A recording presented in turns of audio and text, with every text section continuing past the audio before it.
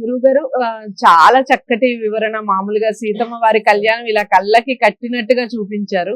ఎలా జరిగింది, ఇలా జరుగుంటుందేమో అని మా కళ్ళకి అలా కనిపిస్తూ ఉంటుంది.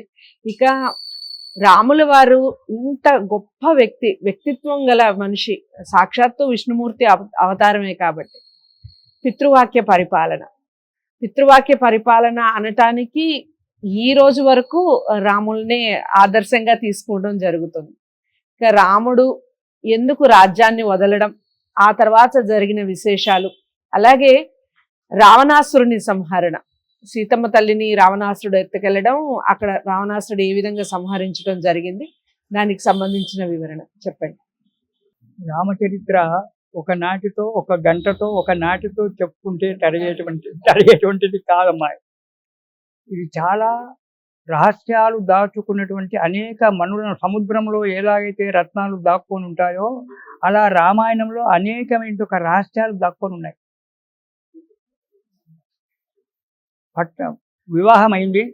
వివాహం అయిన తర్వాత రాజ్యానికి వచ్చారు. 16 సంవత్సరాలు రాముడు సీత హాయిగా కాపురం చేశారు. ఆ తర్వాత ఒకనాడు దశరథుడు అద్దంలో చూసుకుంటూ తల దువ్వుకుంటాడు. తెల్ల వెంట్రుకలు వచ్చాయి దశరథుడికి. అప్పటికి ఎంత దశరథుని వయసు? చాలా ఉండి ఉంటుంది. 60,000 సంవత్సరాలు. 60,000 సంవత్సరాలు. 60,000 సంవత్సరాలు అతను రాజ్యాన్ని పరిపాలించాడు. 60,000 సంవత్సరాలు. అసలు 60,000 సంవత్సరాల వరకు తెల్ల జుట్టు రాలేదు అంటేనే ఆశ్చర్యంగా ఉంది. అతను తెల్ల వెంట్రుకలు వచ్చాయి. నాకు వృద్ధాప్యం వచ్చేసింది, నా చాప్టర్ క్లోజ్ అయ్యే పరిస్థితి ఉంది అని చెప్పి వశిష్ఠుని పిలిచి, రేపు రాముల వారికి పట్టాభిషేకం ఎన్నడ మంచిగా ఉందో చూడన్నాడు. రాముల వారికి పట్టాభిషేకం అనేటప్పటికీ సంతోషమే, అందరికీ సంతోషమే. అతను యువరాజుగా పట్టాభిషేకం చేస్తున్నాడంటే వశిష్ఠమాని చెప్పని వశిష్ఠ మహాముని ఒక్కసారి ఆలోచించాడు. రాముల వారు పుట్టింది పట్టాభిషేకం చేసుకోవడానికి కాదు, ఇది అంతర్గతమైనటువంటి ఒక రహస్యం.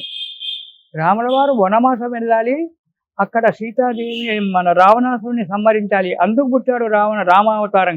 కానీ పట్టాభిషేకం చేసుకొని రాజ్యాన్ని వెళ్ళడానికి కాదు. సరే మహారాజా, రేపు పుష్యమి నక్షత్రం ఉంది, చాలా బాగుంది, రేపు పట్టాభిషేకం చేసేద్దామన్నాడు.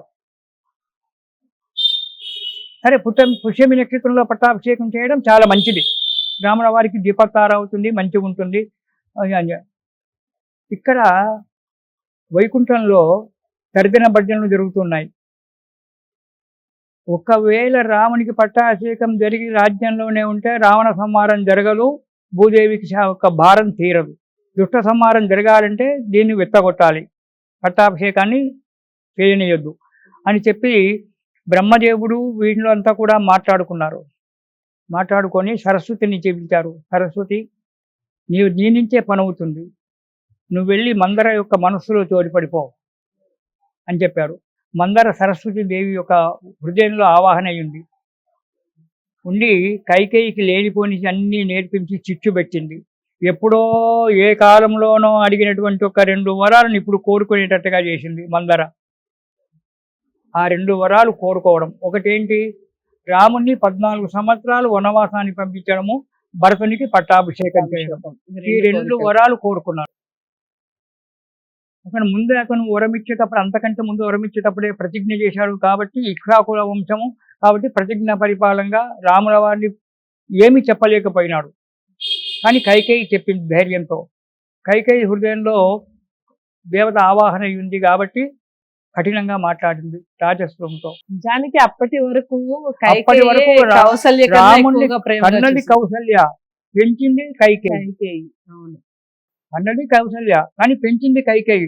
కానీ అలాంటిది ఆ సమయంలో ఒక రాక్షసిగా మారింది హృదయం. మారి రాముని పంపించాలంది. తనే చెప్పింది స్వయంగా, రాముల వారిని పిలిపించి, నువ్వు 14 మీ నాన్నగారి ఆజ్ఞ, మీ నాన్నగారు మాట్లాడలేకపోతున్నాడు, చెప్పలేకపోతున్నాడు, కాబట్టి నీవు 14 సంవత్సరాలు వనవాసం వెళ్ళాలి అన్నాడు. నాన్నగారు ఆజ్ఞకి సరే అమ్మ, సంతోషం అన్నాడు మహానుభావుడు. అలాగే అమ్మ అన్నాడు. వెనుక అడిగే, ఎందుకు వెళ్ళాలి అని లేదు, నువ్వు చెప్పడానికి నువ్వెవరు అని లేదు. భరతునికి పట్టాభిషేకం అన్నారు.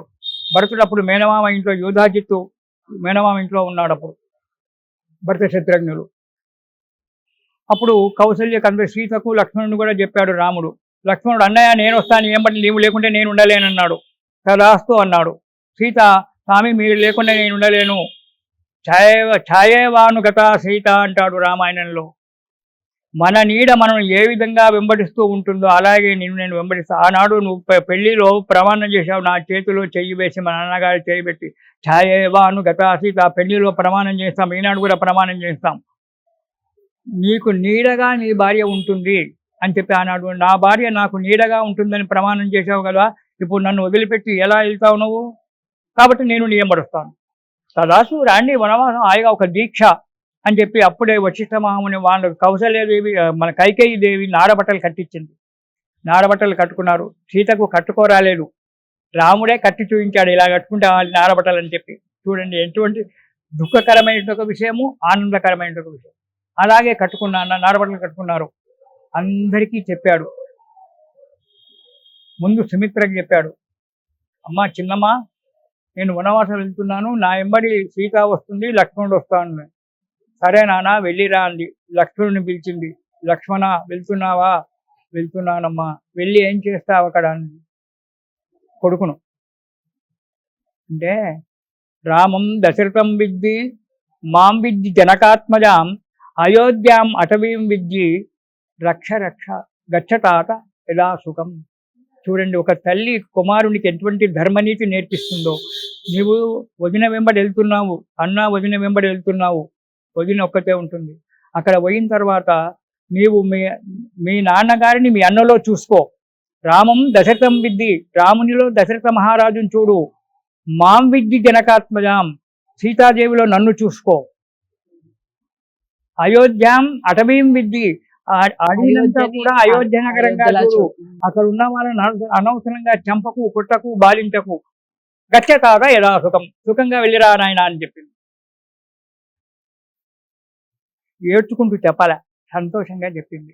గచ్చతాత యదా సుఖం, సుఖంగా వెళ్ళిరా అని చెప్పింది. అక్కడి నుంచి తల్లి దగ్గరికి వచ్చాడు.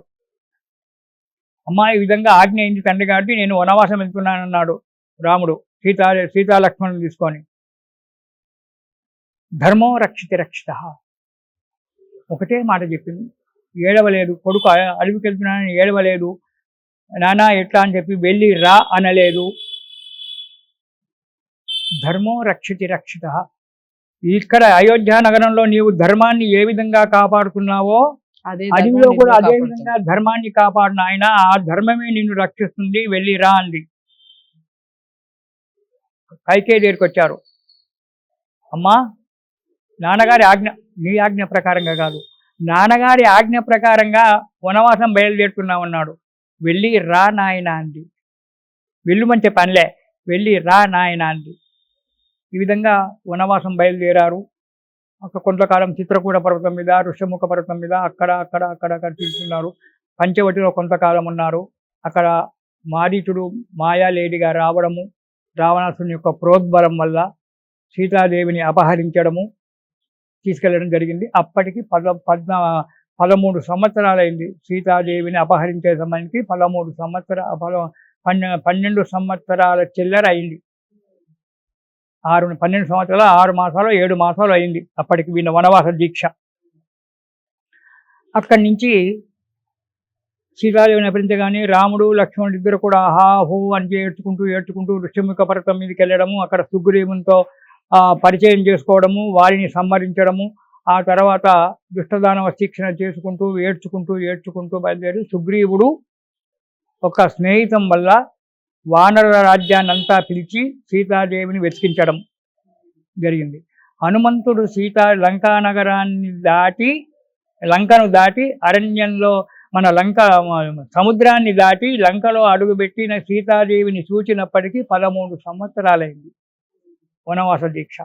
అక్కడైతే ఎలా తెలుసు అంటే హనుమంతుడు వెళ్ళి సీతాదేవిని చూసి చెట్టు మీద కూర్చున్నాడు.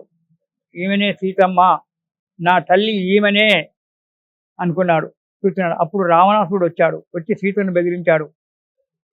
రాముడు రాడు, నిన్ను పెళ్లి చేసుకోడు, నన్ను పెళ్లి చేసుకో, హాయిగా సుఖాన్ని పొందు, ఎందుకు ఈ బాధ అని చెప్పి వాడు బెదిరిస్తున్నాడు. రాముడు వస్తాడు. ఎక్కడి నుంచి వస్తాడు రాముడు? రాడు. ఇక్కడికి సంవత్సరం అయింది, ఇంకొక నెల రోజుల గడువు మాత్రమే ఉంది. ఒక 13 సంవత్సరాల 11 నెలలైంది.